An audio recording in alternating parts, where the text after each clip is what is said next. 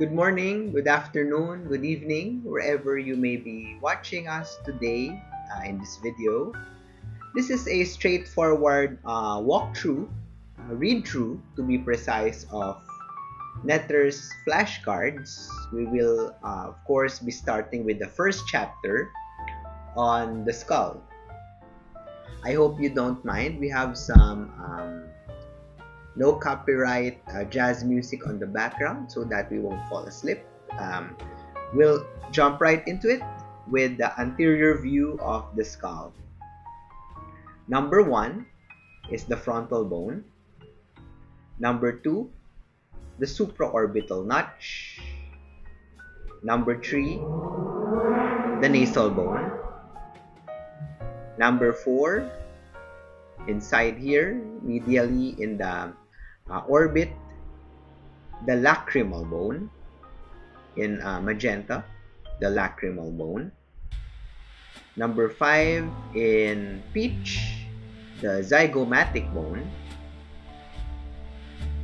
Number 6, the infraorbital foramen. Number 7, in olive green here, is the maxilla.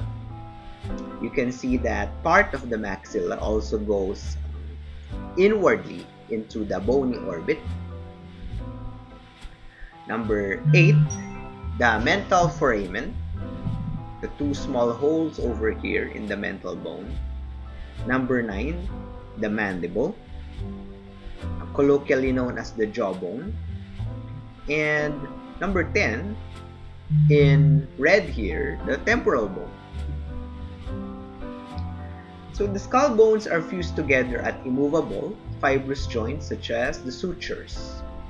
The two general classes of skull bones are cranial bones, comprised of 8 bones, which enclose the brain, and facial bones, comprised of 14 bones. The 8 cranial bones are the frontal, occipital, ethmoidal, and sphenoidal bones, a pair of temporal bones, and a pair of parietal bones. Associated bones of the skull include the auditory ossicles, which are 3 in each middle ear cavity, and the unpaired hyoid bone. The skull and associated bones constitute 29 different bones. The 32 adult teeth are part of the mandible and maxilla and are not counted separately. Clinical correlation. Mid-face fractures are classified clinically as Lefort fractures. Lefort 1 being a horizontal fracture detaching the maxilla along the nasal floor, a Lefort 1 fracture. Lefort 2 fracture is a pyramidal fracture that includes both maxillae, both nasal bones, the infraorbital rims, and the orbital floors, a Lefort 2 fracture, a pyramidal fracture. And Lefort 3 fracture includes the Lefort 2 fracture and both zygomatic bones. This may cause airway obstruction, nasolacrimal obstruction, and cerebrospinal fluid leakage.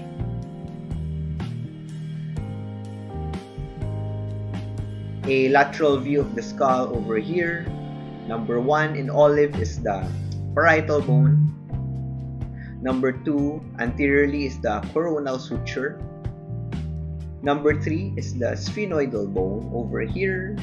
Number 4 in magenta is the lacrimal bone.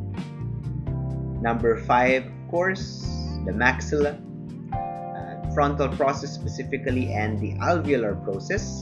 The alveolar process of the maxillary bone is the part of the maxillary bone that is in contact with the upper teeth. Number 6 here in peach, the zygomatic bone. Number 7, the occipital bone. And we can see here the external occipital protuberance. Number 8, of course, anteriorly to the occipital bone is the lambdoid suture. The lambdoid suture. separating the occipital bone from the parietal bone. And number 9, over here is the temporal bone. Specifically, the temporal bone has many parts. Anteriorly would be the squamous part over here in contact with the parietal bone.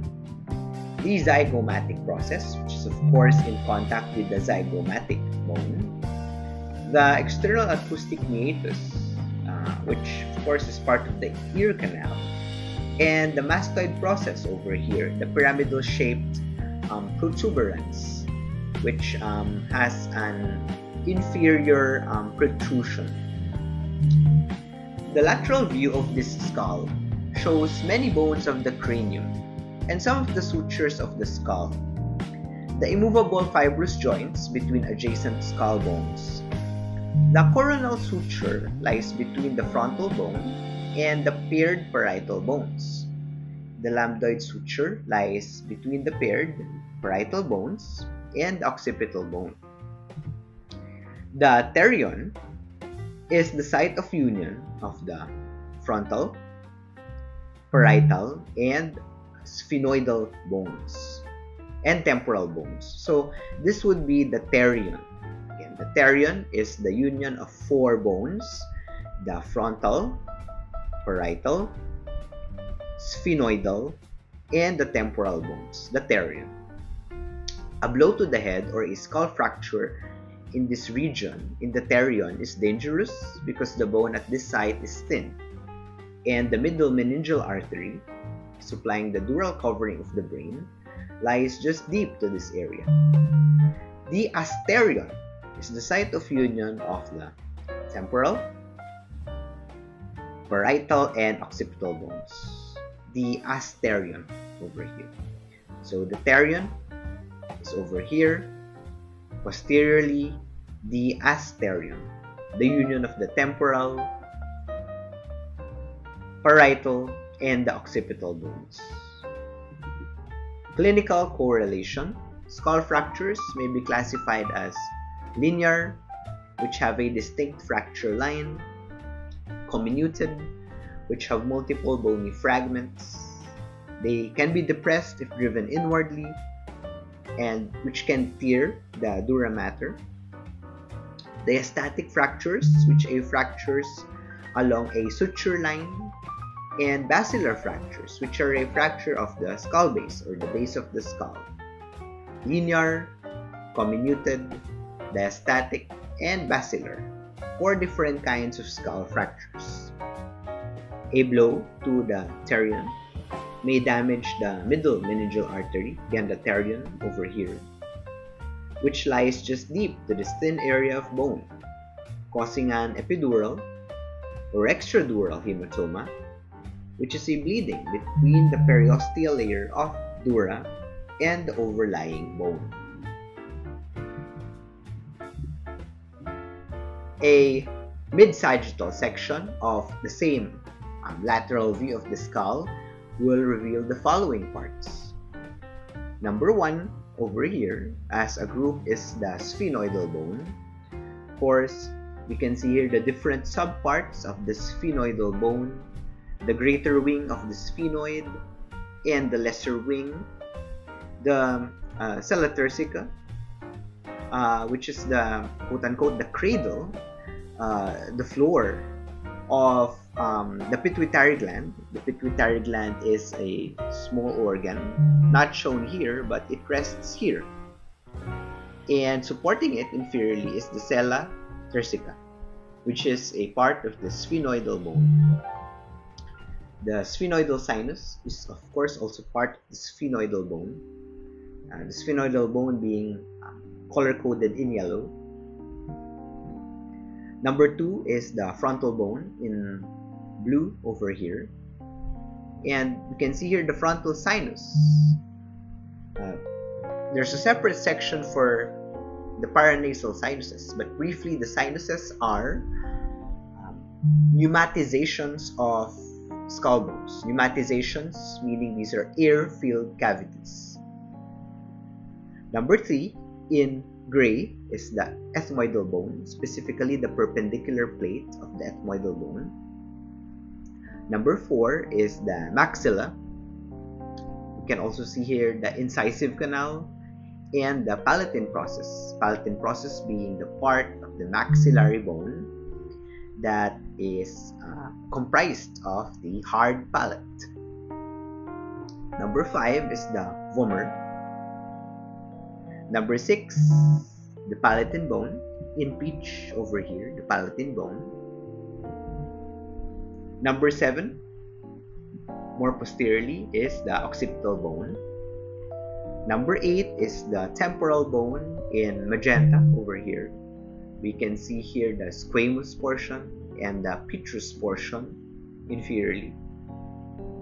And number 9 in olive green is the parietal bone.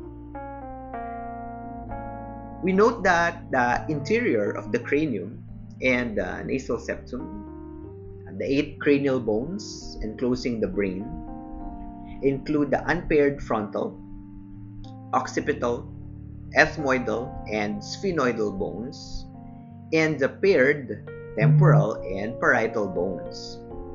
The 14 facial bones include the paired lacrimal, nasal, palatine, inferior turbinate, the maxillary, and zygomatic bones, and the unpaired vomer and mandible. So, as a review again, there are 8 cranial bones and 14 facial bones, also known as facial skeleton bones, as follows. The nasal septum is formed by the perpendicular plate of the ethmoidal bone, in gray here, the vomer, and the palatine bones, and the septal cartilages. The petrous portion of the temporal bone contains the middle and inner ear cavities and the vestibular system. Clinical correlation: a blow to the skull that results in a fracture can tear the underlying periosteal layer of dura mater, which can result in an epidural or an extradural hematoma and or leakage of the cerebrospinal fluid. A slight deviation of the nasal septum is common. However, if the deviation is severe or a result of trauma, it may be corrected surgically so as not to interfere with breathing. We now zoom in into the nasal cavity, specifically the lateral wall of the nasal cavity. Number 1 here is the frontal bone, and the air-filled cavity over here is the frontal sinus. So the sinuses are named after the bones they pneumatize, that is the bones they form into. Number 2 here in yellow, in SpongeBob yellow, is the nasal bone. Number 3 is the major alar cartilage. Number 4, as a group, is the maxilla, which is composed of the frontal process of the maxilla. This is the incisive canal. This is the palatine process, part of the maxillary bone, which forms the hard palate, and the alveolar process, the part of the maxilla that comes into contact with the upper teeth. Number 5 is the inferior nasal concha. Number 6 is the palatine bone. You can see here the perpendicular plate of the palatine bone and the horizontal plate of the palatine bone. Number 7, again as a group, the sphenoidal bone. Superiormost here in the sphenoidal bone is the sphenoidal sinus. Inferiorly, the medial and the lateral plates of the pterygoid process. Inferiorly, the pterygoid hamulus of the medial plate. Number 8 is the ethmoidal bone here in periwinkle. We can see here the middle nasal concha, the cribriform plate over here, and the superior nasal concha. And number 9 here in teal is the lacrimal bone. The lateral wall of the nasal cavity prominently displays the superior and the middle conchae, called turbinates when they are covered with mucosa of the ethmoidal bone and the inferior concha. Portions of other bones, including the nasal bone, the maxilla, the lacrimal bone, palatine bone, and sphenoidal bone, contribute to the lateral wall. The palatine processes of the maxillae and the horizontal plates of the palatine bones make up the hard palate. A clinical correlation which we actually alluded to earlier is the pituitary gland. The pituitary gland lies in the hypophyseal fossa, which is a depression seen just superior to the sphenoidal sinus in the sphenoidal bone. So this is it, where my cursor is at. This is the hypophyseal fossa over here. The pituitary gland, which is here, can be approached surgically through the nasal cavity by entering the sphenoidal sinus and then directly entering the hypophyseal fossa.